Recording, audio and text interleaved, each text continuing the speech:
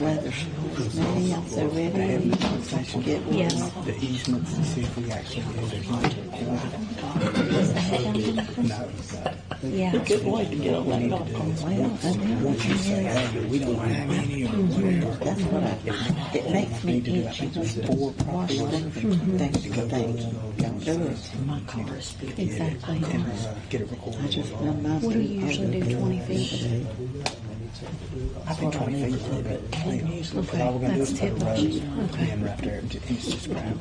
You're all ready? Yeah. But this way we don't have to worry about the creek. So we build a bridge. We can get to the pump station. Okay, at this time, I would like to call to order the regular City Council work session meeting here at the Cherryville Community Building. And at this time, I'm going to entertain a motion to approve the agenda.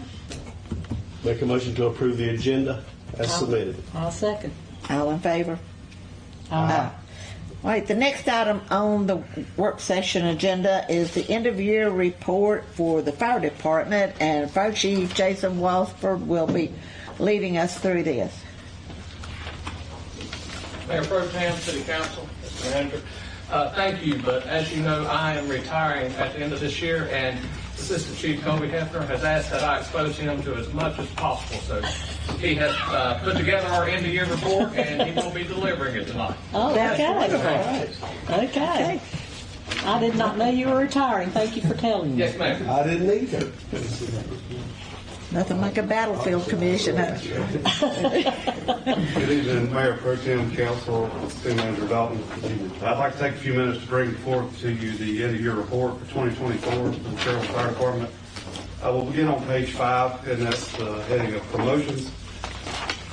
In 2024, driver engineer Philip Smith was promoted to captain of 8th shift, and volunteer firefighter Michael Griffin was promoted to driver engineer of this shift.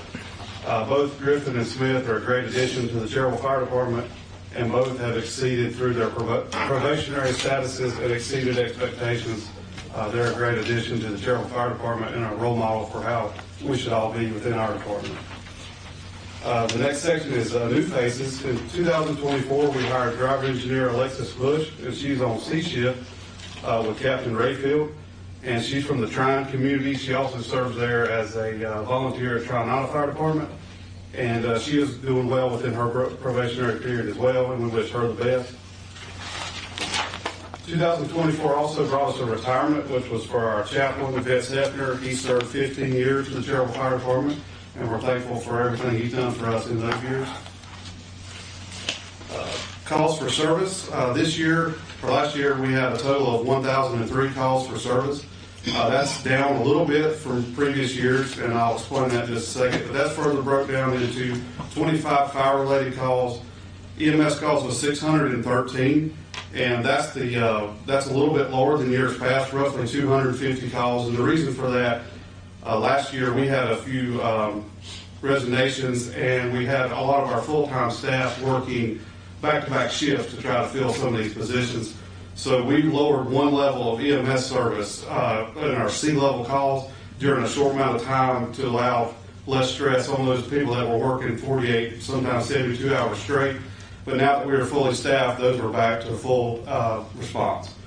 And service calls, you'll see we had 365, so roughly one per day.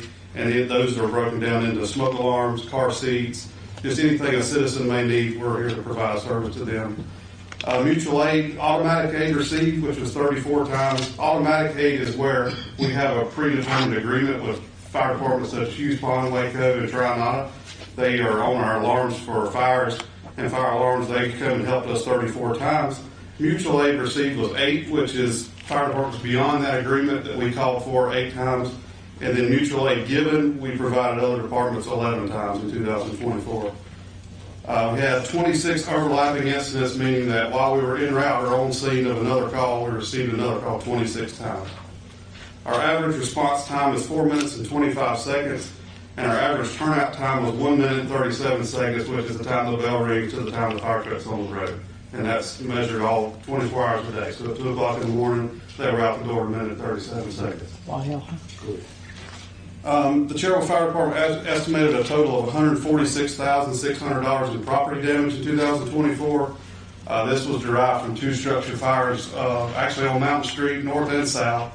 They were within 24 hours of each other. So this was last January. Some of y'all probably saw those, and if you didn't, there's 2 pictures of those 2 fires there. Certifications obtained by full-time staff. Captain Trent Rayfield obtained North Carolina Fire Officer 3 and North Carolina Probationary Fire Inspector 2. Captain Nathan Bowman obtained the VFIS Volunteer Fire Insurance Service Instructor, so he can teach any class that they provide. And North Carolina Car Seat Technician. I received North Carolina Fire Officer 3 and North Carolina Car Seat Technician. And Michael Griffin obtained his North Carolina Firefighter Certification. And we logged 2,875 training hours in 2024 as a department as a whole. The Cherryville Fire Department applied last year for the FEMA SAFER grant, which is staffing for adequate fire and emergency response, because we're in much need of additional full-time employees because volunteerism is down not only with our department but across the nation. So with all the development and things that are coming to Cherryville, we are trying to secure federal funding to relieve some burden from the city. We were not selected this last year, but we're going to resubmit this year as well. In the fire prevention section, we had a total number of 97 fire inspections were completed. 534 people were reached through fire prevention, and this is through our fire prevention week at the elementary school. Multiple daycares come for station tours, and we have community events. Anytime they request the station, we provide that. And that completes our report, unless you have any further questions. Kobe, can I ask a question on firefighter 3? How much certification is that with hazmat that we have to be able to do? Firefighter 3 doesn't exist anymore now. That used to have 1, 2, and 3, but now it's just called North Carolina Firefighter, and it's roughly 240 hours, and that includes the hazmat. Which a key point to that is that's why volunteerism is down, because the state requires us to have that certification to function. But a family man or woman, they can't. It's hard to give 240 hours outside the home for that certification when they have other obligations. So the nation as a whole is seeing that. Then it's pushing a drive for career fire departments because they have the ability to send them to get the training, or they have already obtained that training on their own and want to be full time somewhere. Understand it. Great job. Thank you. Anyone else have anything? Very good job, Kobe. Very good. And you prepared this too? Yes, sir. Very good job. Thank you. Okay. The next item on the agenda is the end-of-year report for the police department, and Police Chief Brandon Hunsucker will take us through that one. Good evening, Mayor Pro Tem, Council, Manager Dalton, and the rest of the staff. I'll try to make this quick. I'm just going to run down prior to the figures and things that you see there on your computer. I'm going to go through a monthly basis, kind of where we were at throughout the year. 2024 was a pretty busy year for us. It started off in February. Unfortunately, we had a officer-involved shooting that all of you are aware of. Also in February, Captain Mark Stout retired. And then in March, along with North Carolina ALE, we began the nuisance abatement process on a house on the 300 block of North Pine Street. We ended up taking that house. That house was in just a little over a 2-year period, was in excess of 300 and some calls that we answered at that house. One house, and that a 2-year period. So we were very fortunate and very glad to get rid of that situation. At the end of April, Major Brian Doolittle retired from the police department. Brian was a long-term employee, had been here many years. In May, I appointed Dan Wren as the major, who's the number 2 person. He's basically the assistant chief at the police department. We just don't use that title. Dan he's a great asset to the PD and has been very good in the position that he's filled at this time. In May, as y'all remember, we had the second major storm in as many years. At that time, we moved our operations to the fire department so that we could be there with the fire department. We could help them, they could help us. We could all come together and work as a team. I would like to personally say thank you to Chief Walford and Chief Hefner for those relationships that we have there, because we do work very closely together in those two agencies. And, you know, we all work for the safety of the city and the citizens of the city. So I appreciate those guys helping me. In July, of course, we had the 4th of July Festival. That went off without a hitch. Mary Beth always does a good job with that, putting things together. But we had no police activity whatsoever at that event, so that was a good thing for us. In August, we as the police department participated in our first National Night Out. Ms. Tamara Harden organized that and facilitated it. It was held here at the community building. We had a great turnout, had a great response from the community, and we heard a lot of positive feedback about that. So I would like to say thank you to Ms. Harden again for that. As you know, in September, Hurricane Helene hit. We again moved our operations to the fire department so that we could do whatever we could do to keep everybody together and go out and keep the citizens safe. And last, we finished off the year with the Christmas parade, which was, it went off without a hitch, no more issues. Our numbers there, you'll see our calls for service this year actually went up. We answered more calls than we did last year, by close to 2,000, maybe a little over 2,000. But some of our major crimes went down. Our investigations went down this year. And when I say investigations, your major crimes, such as your break-ins, your felony larcenies, rapes, murders, kidnappings, abductions, assaults, or felony assaults, all those get investigated through the detective division. We had less of those this year than we did in 2023. So that's a good thing. And on your list there, you can see anything that's in red, of course, went down. Anything that is in green, it actually went up. Our overdoses, you can see they went down, and our drug crimes went down, which is a great thing. A lot of that came from the fact that we got rid of the house on North Pine Street. That tells you how many calls for service we were answering at that location. Absolutely. Y'all investigate suicide? We do. And so suicides are, there should be I was thinking there was actually a breakdown for it.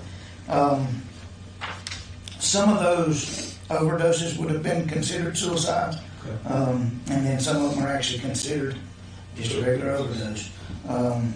So our suicide rate has been fairly low, knock on wood.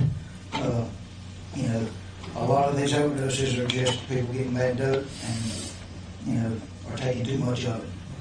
So I don't think in the last, goodness, I'll be honest, I can't remember one last year that we even, maybe one that we would have had that was considered suicide.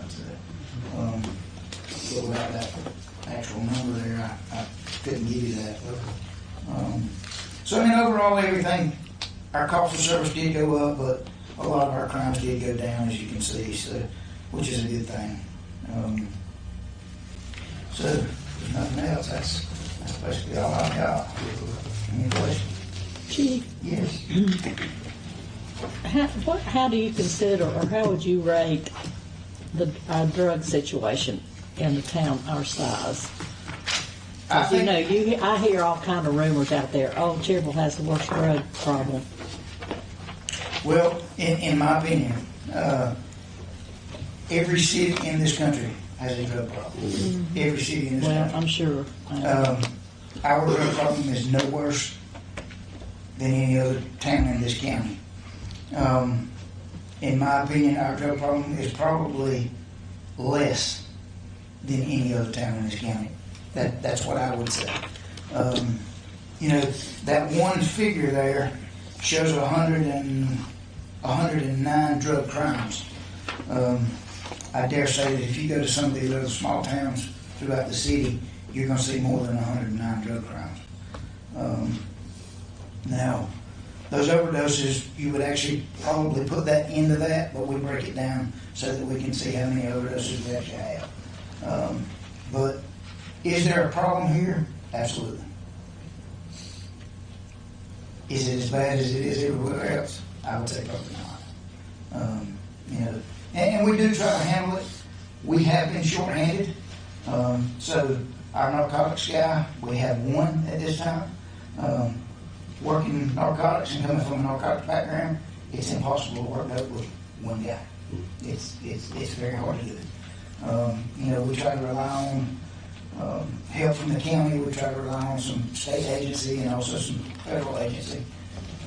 But sometimes we kind of get put to the back burner because our guys aren't traveling and making, you know, the big dope buys coming in from Atlanta and all that kind of stuff. So we have to take the help when we can get the help, and sometimes that's hard.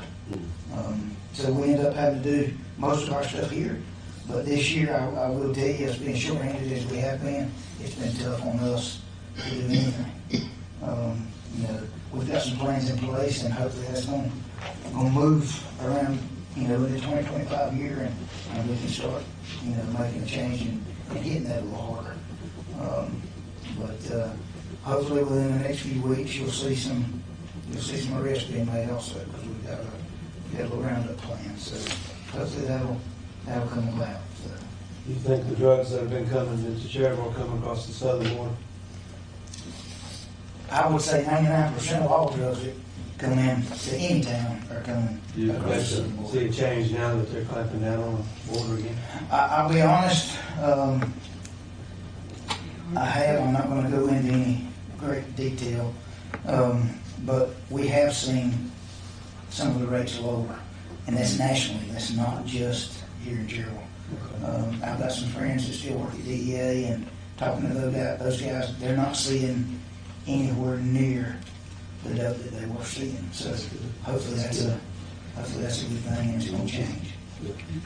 Chief, does the high school or even the middle school, do they ever ask you to come in and talk to those kids and keep Yeah. it in the forefront, telling them don't do this, you know, to be careful? And The good thing about the high school and the middle school, they've got they have Resource. a resource officer there. So 9 times out of 10, they lean on that resource officer okay. to do that, or to make those talks with the kids. We're fortunate here at the high school because there's a public safety course there at the high school. Retired officer from the county, Mark Johnson, is the instructor in that class, and Mark is very smart, and he tries to do a lot of stuff over there too. So, and then I've got 2 guys that work, well, more than 2, but I've got 2 officers, and one in the middle school, and one in Bing, and one at the elementary. So, sometimes at the elementary school, my guys will do some talks there. And then Mark Stout is stationed at the intermediate school, so he does some talking there too. So, not as much as what we probably used to see. Yeah. But I think that's got to do with some of the curriculum that they're teaching in school now too. So. Well, that's wonderful. It is, and thank you. Willing to work with ICE, or is that county level? That would be more on the county or the sheriff's office level. I'll be honest, we would not have the manpower to go out and do that. I mean, if they come to town, we would definitely go in the system, do whatever they needed to do, but we don't go looking to, hey, come up here and help us out do this. I mean, we just don't have that. But you would assist them Absolutely. if they needed to We be would in. assist any agency in this country. Oh, I know. Help us, right? I know, but with all the publicity on the illegal people, didn't know if you'd been in contact with. We have, matter of fact, Homeland Security reached out to us yesterday, offering to give us some equipment. So we're actually making a list of some equipment that we're going to ask them for. So it was kind of odd. We've never had That's good. that request before. So they offer everything from boots to shields to gear to all kinds of stuff. So we're going to try to take them up on that as soon as we get a list together. Good idea. And I think, too, correct me if I'm wrong here, but from my experience, Gaston County has always cooperated with ICE, so to speak. When somebody gets arrested in Gaston County, they check their immigration status at the jail. And if there's somebody that needs to be picked up, they contact ICE and they're picked up. They're not let out of jail. And Gaston County's always done that for as long as I can remember. As long as I can remember. You know, they have a room right there inside the jail, so when somebody gets brought in and gets booked, and there's, you know, if it's questionable about their immigration status, they go to that individual, and then they go through the process of determining whether they need to contact ICE or not. Okay. Sounds good. Thank you, Chief. Thank you. Okay, the next item is the discussion of city council meeting videos. City Manager Brian Dalton. Yes, I've been approached, and I've talked to some of you individually about this, but if you recall, back in, I guess, 2020, when COVID started, we started videoing council meetings, putting them on social media where citizens could watch them, and it was because, obviously, people could not come to meetings during that time when COVID had started. Since then, you know, we've obviously had Mr. Alfaro here, and he will video the meetings, and we pay him a fee every month, and that fee is $350 currently to video the meetings, our council meeting every month. Also, since then, Wise News Network has come on board, and they're now here as a news agency videoing the meetings every month for free. So the question is, do we want to go forward with paying to video these meetings when Wise News Network is here for free? COVID is now over. People are free to come to meetings if they choose. So it's just something to look at. Is this something that we want to save this $4,200 for something else, or do we want to continue to video it? And I'm not saying that you need to have an answer tonight. I'm not saying any of that, but it's something to look at, because really we are getting this service for nothing right now, to be honest with you. So do we want to continue to do it or not? Council, anyone have a comment? Yeah, I remember when it started, you know, we live streamed when we manned telephones, right? So if people had a question, they could call in because you couldn't come. So, Yep. you know, that's the thing too. Do we really need it? Because now anybody can come Yes. to the meetings again. So what are we getting for our money? How many people are watching it? Yeah. You know, is it worth the money? So. It's up to you. Right here at budget Yeah. time, the best time to make Yeah. that make that call. And I will say it started off at $300 a month. Right. It went to $325, and now it's up to $350. So I think we got to make a decision on what are we comfortable with doing. Do we continue, or do we stop doing that service? Okay. You want a motion now? Anyone have any other comments? Janice, you got a comment? No, I know you're not- studying. I'm studying. I don't have a comment right now. So maybe put it on our agenda for our next city council meeting to vote on. Maybe give us time to think it over. Let's do that. I like to think- I That like is to think completely about it. fine. Like I said, it had never been done before. It was only Yeah. for COVID, for people That to was it. be able COVID to ask call. questions and stuff. So, you know, kind of. But it also, you know, it shows that we're transparent. Yeah. But, Doors are open too. you know, that's Anybody kind can. of But everybody can't come. yeah. Well, I can't Everybody think- can't come. I can't think. Well, I know some that, okay. But there again, you know, the people that watch it, do they watch City of Cherryville website and watch the meeting, or do they watch Wise News Network Facebook page and watch the meeting? I don't know. That's a question. We have a link on the city site to Wise News Network. I do not believe so, no. Yeah. I think most people probably go through Facebook when they watch. I'm saying, can we add a link on Facebook or on the city website or both? that would put it on a city page or something rather than, because a lot of people don't have Facebook. Well, let me tell you, a lot of people don't even know we have a website. You'd be Yeah. surprised at That's the people. true. Well, and I tell to go to the website. What are you talking about? What website? and there again, those people are obviously not watching your meeting. Well, I know. That's I know. And we're not recording them, are we? And then we're just live streaming them. That's it. That's it. Your They're not being recording recorded is to somebody else. is right there. too. Wise Network. Yes. You can look at them there. I've seen Yeah. them. Yeah. Yeah, her recorder and her minutes are Right. the history of your meetings. Yes, I say we put it on the agenda for March's meeting. That sound good? Yeah. Michael, could you put that at the end of your report? Website, City of Cherryville website. Okay. And But I'm sitting here trying to think about your question, Councilman Freeman. They're live streaming this, so It's recorded as well. it is. But I don't know the technology answer to give you that if we can put a link on our website, Sure we can. if what they're doing. can. So Mason Mason says says we yes. can. Mason says yes, so I'm gonna take his word for it because I don't know how that would work.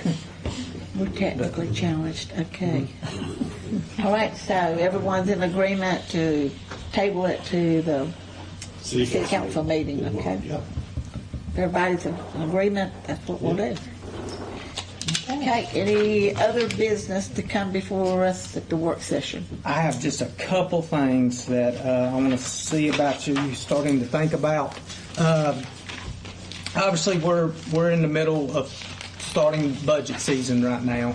We've had mid-year budget meetings with all the department heads. Department heads turned in their budgets last week. So Dixie and I will start scheduling meetings with each individual department head that will be coming up from March the 10th to March the 14th. We anticipate giving City Council a copy of the budget at our March 25th work session. So basically working through the process, as you all know, in June is when we will have a public hearing that will be held and we'll vote on the budget. But in doing that is get your thoughts on our budget work session. Last year, I believe we did it on the day we had a work session, and we did. You know, I think we might have come in early, started the work session, had the work session, then our budget meeting. So I was going to see if you feel comfortable doing that again, maybe at our April work session on April the 29th, and we can start it whenever you want to start it on that day. That is totally your decision. Or if y'all would like to do, you know, I know Mayor Bean loves Mondays and Thursdays. You know, would you like to do it on a Monday and start at 8 o'clock in the morning? I don't know. So it's just a thought process, what I was going to throw out there on what your preference might be on when you would like to start having the budget meetings where we bring department heads in with you and talk about what we're looking at for the upcoming budget How year. does it affect you, gentlemen that are If it's working? during the week, it's got to be after 5 for me. Yeah. So you If want it's it, during the week. you want it after 5 during the week, If it's even if during we the do week. it on the work session. So like if we do it on April the 29th, at our April work session, you'd like to start it at 5 o'clock, say, or whatever, and then just go to whenever we finish. Okay. Anybody else, or is that what you want to do? Because we didn't go late last It's year. not. It was 8 o'clock. wasn't it? Probably 8 or 9, maybe. Yeah, Yeah, Does that work best? I think so. fine with me, I'm good with it. Anything will work for me. And you'll let the mayor know tomorrow? Yes, ma'am. So what we'll do is, at our April 29th work session, we'll just have the work session first, and as soon as that is over, we'll go into the budget. Okay? Okay, sounds good to me. Yep. Anyone else have anything else they Are want we to going to know? move it to the fire department like we did Yes, last year? we'll definitely move to the fire department Okay. because this is not really a No. great setting to bring So we department need heads. to make a motion now to get that. Yeah, to change that. Yes. So I make a motion that we move our April 29th work session to the fire department, where we will have our budget work session following our regular scheduled work session. Okay. We have a second? Second. All in Now- favor? One question. Do you want to start it at 5 or do you want to just start at 5:30 and then go from there? I can get here just right after 5, so Let's say 5. Okay. yeah. Okay. I'll leave a little early. All right. You sum my time. All right. All in favor with that? Doing the budget? Starts at 5 o'clock. Aye. All right. Okay. Very good. One other thing I was going to tell you, if you get a chance, ride down Main Street. We did start putting out some of the new urns They are that pretty. come in They look today. nice. I think They we do. got 10 or 11 of them out today. It And looks nice. It does. they are a lot to deal with. They are about 400 pounds per pot. So Where'd they move the old ones, the other ones? I don't. Well, they moved some of them on Mountain Street, right there around City Hall. They put some there. Yeah, I saw one of them. I think they moved some to the mini park, and then we're going to try to have all the new ones on Main Street. Okay. So we're going to try to get them out throughout the next several weeks, so we can get them out, get the soil in them, and I think the planting day is scheduled for around May the 3rd, and then we'll plant the flowers and Steve's go from there. thinking. I mean, we get. There's 34, Okay. 34 total. So we got sponsors for all 34 of them? Well, Close the to city, yes, I think he has sold sponsors for the pots. The city, obviously, we bought the urns, Right. and then he's selling sponsors For the plantings. for the plantings. Yeah, that's right. Yes, sir. Yes, I'm working on another one for him. I am too. Yeah, I think he's had a lot of I love it. success selling them. It has not been very difficult for him. No, to it sell. hasn't. He's had a lot of success Oh, selling them. yes, he He has. has not had a difficulty. I know, he really has. He's a big guy.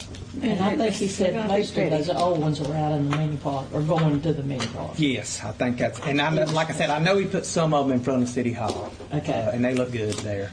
And that way we'll just try to be consistent. And we are also going to meet with, we met with Paradise last week, and we're going to meet with them again this week. We're looking at trying to do something different in the beds too.